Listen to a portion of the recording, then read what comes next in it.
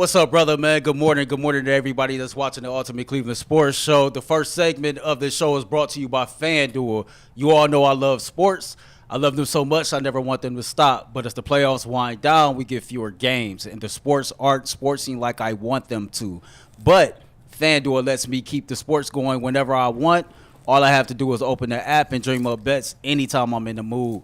All summer, FanDuel is hooking up all customers with a boost or bonus daily. That's right. There's something for everyone, every day, all summer long. So head on over to FanDuel.com/UCSS and start making the most of your summer. FanDuel, official sports betting partner of Major League Baseball. So when Earl sent the rundown out last night, and then when we talked about it this morning, we had planned to start with the Guardians. Crazy, wild, 9-8 win over the Cubs. But then we got some news within the last hour that Mike Hall, the Browns' second-round pick out of Ohio State, a Cleveland native, is expected to be arrested this morning. Zach Jackson was the first to break the news. Zach tweeted this: source, Browns rookie defensive tackle Michael Hall expected to be arrested following a domestic dispute on Monday night. The Browns then sent out a statement to media. Mary Kay tweeted it out, and the Browns said from a spokesperson, and I quote, "We are aware of the incident involving Mike Hall Jr. last night. Mike and his representatives have been in touch with the appropriate authorities. We are in the process of gathering more information and will have no further comment at the time." All we know, Tyvis, very little details out, but Mike Hall, the Browns' second-round pick, who just finished playing in his first preseason game against Green Bay, expected to be arrested and booked today following a domestic dispute on Monday night. Tyvis, your reaction to the news of Mike Hall, a fellow Buckeye like yourself, finding himself in a bit of legal trouble this morning? Well, when I first seen it, I said, well, obviously I'm going to do the right thing, and I'm not going to grill him right away because I got to see the facts. We have no details. Yeah, like Literally I need to know. Details, yeah. I got to figure out everything that went down because obviously those are some serious allegations, and I want to give him the benefit of the doubt of at least knowing the full story. I will say for a guy that's from here, that's playing here, that just played in his first NFL preseason game, that had some moments in those games, it's not a great time for all of this to happen. You know, his future was very bright. He was getting Aaron Donald comparisons and stuff like that, and then boom, something like this happens. You know, it's unfortunate that everything could be going so right. Like everything is just the way you dreamed of it, the way you planned. And then one thing can happen and boom, it could just deteriorate everything else in your world. So, like I said, I hope that whatever this situation wasn't that serious or something like that. And I hope that, you know, if it is bad, he gets the help that he needs. But I don't want to grill him and say he's a terrible guy or anything like that because I don't know what happened.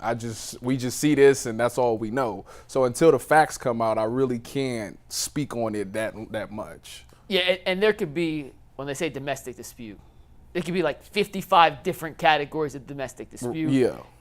Until that details and that information comes out, it's hard to kind of quantify or qualify how you should feel about a situation. It's obviously disappointing. Mike Hall, a guy from Cleveland in a position, as you just mentioned, Tyvis, to take that next step in his career, go from being a promising collegiate player to an NFL player, and this is some sort of setback. Minor, major, we don't know yet, but it is some sort of setback, and it does kind of illuminate, may not be the right word, but this is now 3 defensive tackles in the Andrew Berry regime. Malik McDowell, Perrion Winfrey, and Mike Hall Jr. that have had some sort of run-ins with the law to varying degrees, and it's just not a pattern you want to be associated with. Yeah. They're not all the same, but no matter how you break it down, it's not a good pattern. Yeah, I mean, it's a mindset thing. Obviously, you're in the trenches, so you come off as a very aggressive guy, and you know, some people in the league struggle with turning it on and turning it off. You know, sometimes that's just who you are, and you got to find a way to leave that aggression on the field, you know, and keep that for the football field. It's perfect for what your role is for football, but maybe to society, you know, you got to be able to tone it back. And, you know, a lot of people struggle with that, not just this situation, but there's so many athletes that play football that struggle with turning it on and turning it off. Sometimes they just keep it on for too long, and then you have incidents come up and stuff like that happens that falters your career. Mary Kay just tweeted that Mike Hall Jr. is currently being booked in Avon as we speak, so whether he turned himself in or whatnot, that has officially happened, and he is being booked at the Avon Police Department right now. And Ty, you've played at the highest level. You kind of understand how this goes. We don't know what happened, but it's frustrating from a fan perspective that some of these guys put themselves in a situation to where this could have happened. Yeah. You know what I mean? Yeah. And not everyone's perfect. We've all made mistakes. I am certainly not without flaws and faults. Like we've all done things we regret, but you want your players to be smarter and to avoid situations that could potentially turn out like this has the potential to turn out to be. And there's no one size fits all. Don't do this because you're safe, and if you do this, there's a lot of gray area in all these discussions. Yeah.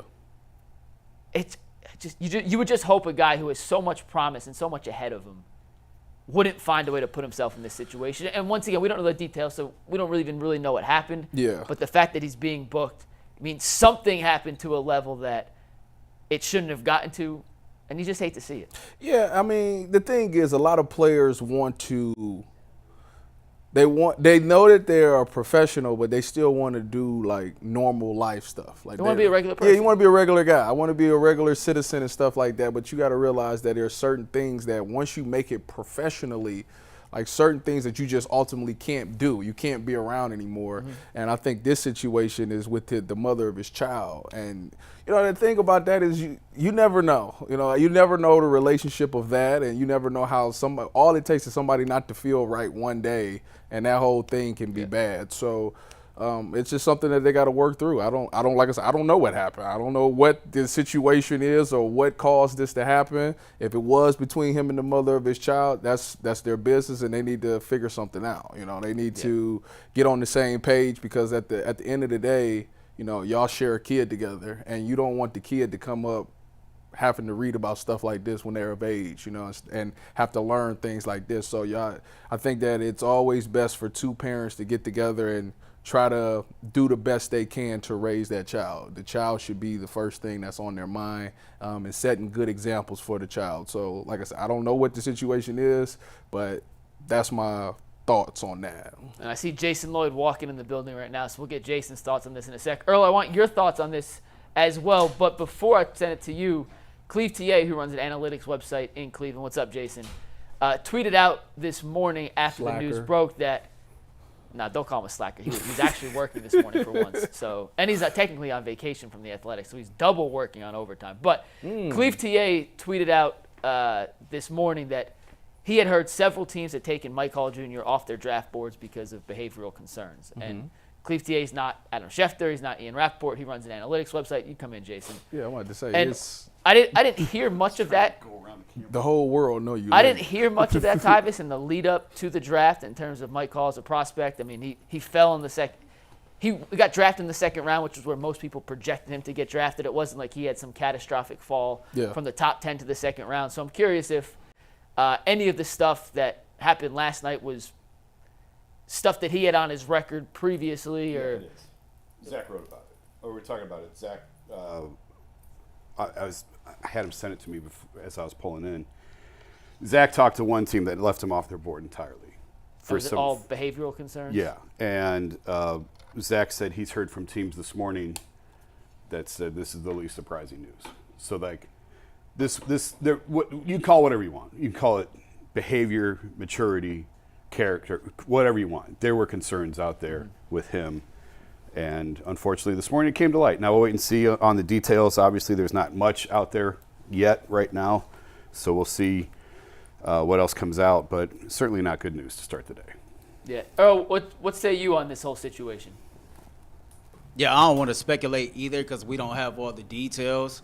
I think anytime that you find your name in the news for something negative, of course, it shines a bad light on you. He's 21 years old. And, you know, this can be something that can be a learning experience, a growth experience, etc. Unfortunately, man, we really got to go through some stuff in order to grow past some things. Like, growth is painful sometimes. So I'll leave it at that because, like I said, I don't know much behind this situation, but you did find your name in the news for the wrong reasons. And so just take this and grow from it and make sure that this never happens again. Ty, in an NFL locker room, when a rookie gets brought up in the news for a situation that's not football related. In this instance, it's a negative light.